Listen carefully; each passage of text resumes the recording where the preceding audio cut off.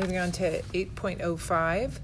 Can I get a motion to approve the resolution declaring necessity of bond issue of $70,625,000 and to submit certification to the county auditor? So moved. Second. Okay, so before we go forward, I just want to make sure that we are all on the same page and also explain to the community how we got here. And so if I miss anything, please jump in or feel free to add at the end. As you know, we did a community forum, and then this was followed up by a work session in order for this board to work together and to take into account all the feedback and to re-examine our plans and really take a eagle eye to everything and make sure that we are doing the best for our students and our taxpayers. And what we all came to the realization, I mean, we kind of knew this beforehand, but it's more pressing now, is that there's really 6 things we talked about and 6 things we learned about. First, we must act to address growth. We are at or quickly approaching capacity in all 5 of our buildings. Now, as Mr. Hooley said during the community forum, we can't put up a no vacancy sign. We've got Plain City Elementary and the high school are the most pressing capacity issues, but they're all almost there. So we sat down and we considered redistricting Plain City Elementary students to Monroe. We considered trailers, both as a temporary and a permanent fix. This is really costly and not safe. We considered the impact of rising building costs, which are approximately 5% year over year. And we considered sort of piecemealing our plan. But at the back of our brains, everybody here, we don't want to keep going back to the voters. We want to wait as long as possible to go back to the voters in the future. So our desire is to come up with a plan that addresses what we need now, not what we need in 4 years, what we need now, and hopefully will last 10 years for the projections, but 15 to 20 years into the future. So one of the problems are the rising costs, building costs. So there's no question that there is no way for us to build in the future at the price we can pay to build now. The prices will only go up. By putting this bond back on the ballot in November, we are allowing residents who live here now to commit all the people who move here in the future. We're not giving them a choice. You want to move here, you're coming in and you're paying for our new schools, okay? We reconsidered the master's facility plan. Some of this is going to be a repeat for some of you, but we've got 5 school buildings. If we knew that everyone moving into the district was going to bring a kindergartner, we could build one elementary school and then wait until those kids need to move on to another school. But eventually, even that's not going to work. So our goal was to look at every single building and say, how can we do this one time and impact every single building? So the plan, the master's facility plan, first takes the 4th grade and the preschools out of Plain City Elementary and Monroe. You're freeing up space in both of those 2 buildings. Then you you convert Canaan to a 4-5 building, and you add 4 additional classrooms.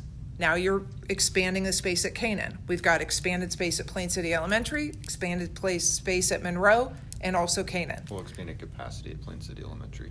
Capacity. Not space. Not, right, because we're not actually adding to those buildings at this time, but we are freeing up space. So thank you for correcting my language. Then you build a junior high big enough to accommodate 6 through 8, and you add 8 classrooms to the high school. And you also remove central office from the high school and use the current junior high building. You don't demolish the whole thing. You use it. You renovate that current junior high building. You put central office in there with the preschools that we have pulled out of Plain City Elementary and Monroe. So when somebody comes and says, why don't you just do one piece of this? It's missing the entire plan that expands space and capacity in every single one of our buildings. So we sat down, we talked about making cuts to the plan. We already did that. We took out the high school auditorium, we took out the bus garage. We are at bare bones on this plan. We talked about remodeling the junior high, but because the cost to remodel that junior high building is greater than 87% of the cost to rebuild, we would not get our state funding if we did that, if we merely remodeled the junior high. 54%. Right, so how it works is after a bond is approved by voters, we get in line for 54% reimbursement of the construction costs of the junior high from the state. The only way that happens is once we get a bond approved by voters, and then we get 54% of the cost to construct a junior high back from the state. We take that money then and we build the auditorium, potentially the bus garage, we consider other things. But this board is committed to building an auditorium at that time. So we also discussed community concerns about a 6 through 8 building and a campus model. I'll address those two separately. Some of the concerns we heard about a 6 through 8 building were having 6th graders on a bus with high schoolers. They're already there. I hated when my 5th grader got on a bus with high schoolers. We're taking the 5th graders off. So it's a non-issue. The 6th graders are already on the bus with high schoolers. Curriculum design.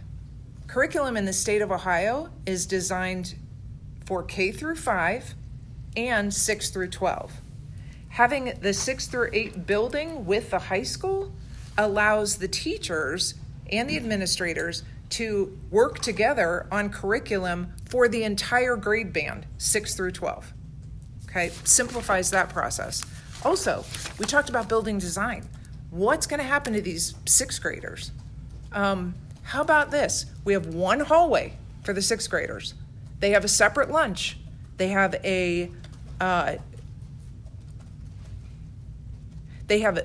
basically no commingling unless there are kids who are specifically taking high school classes, in which case there will be a divider between the high school and the junior high, and those kids will be escorted into the high school spaces. So we also reviewed literature that was provided to us by our expert consulting firm, Dynamics, and Dr. Tom Fry. And there is a growing body of research that supports the 6 through 8 model. It leads to higher student achievement, leads to stronger peer and teacher relationships. It leads to greater social and emotional stability and stronger continuity in curriculum and school culture. Those studies also support that the greatest factor on student success is staff and administration in the building. And we, this board, has the utmost confidence in our staff and our administration. So let's talk about the campus model. This has benefits because it reduces cost and increases safety. First, you've got one safety person at one building versus having your safety person travel between the high school and a different location to the junior high. You also have one nurse serving 7 grade levels instead of traveling between 2 separate buildings. You can also share staff, increasing efficiency of taxpayer dollars. Then there's busing implications. The overcrowding in the current 5 through 12 bus plan can be alleviated. The busing junior high students to the high school for classes can be eliminated. They're already here. The campus model also provides students a smoother transition to high school. Junior high students would have a greater access to high school classes, Plus, there would be a much greater collaboration between athletics and music programs between 6 through 12. So adding classrooms to the high school under the campus model that we have also allows us to increase the electives. It gives us way more flexibility to handle things like FFA at our building. And you know, when I wrote down the word electives in my notes about today, I wasn't even thinking of FFA. And it's not just a class, it's a lifestyle. Like, we have the ability to train these kids on so many aspects of becoming an adult, responsible an adult. And we don't have the space for it right now, but we can get there. We discussed tax options because we heard a lot of people say, why not do an income tax? And so when you take a bond based on property tax to the market, you can get 37 years of financing. When you take a bond based on income tax to the market, you are capped at 20 years of financing. So consider that like a mortgage. You have a much shorter time to be able to finance this. You're going to be making much higher payments on it. Interest rate will also be higher. Pardon me? Interest rates will also be higher because it's not a stable source of revenue. You're talking about income tax versus property tax. So that we're actually wasting taxpayer dollars because of the higher interest rates. Okay, currently, we did the numbers. Currently, we have 1.25% income tax on the books to support our operating expenses, and that's been working great. We are able to operate very efficiently. If we were to fund this bond with a income tax, we are talking about over 5% in income tax. It's a lot of money. We also looked at impact fees on new builders, and we don't have authority. The school district does not have authority to impose impact fees on new builders. Now, a lot of people said wait. But the problem with waiting is the higher costs due to inflation. And just as an example, the difference between a bond approved in May versus a bond approved in November increases this current plan by $2 million, approximately $2 million. Just that delay. So we built in inflation protection, so we're not raising the ask by $2 million. But every year that we wait, every 6 months that we wait, it's just increasing the cost. Then there's overcrowding and redistricting. So you don't have to be a rocket science to know that increasing class sizes does not lead to improved learning outcomes. And asking families of children who can walk to Plain City Elementary to instead be bused to Monroe is not ideal and can be prevented. So the most important thing is waiting doesn't stop the growth. It doesn't change our need. It only equates to higher taxpayer investment in the future. And we want to avoid that. So I feel like I summarized everything we talked about. You did an amazing job. Very thorough. Thank you.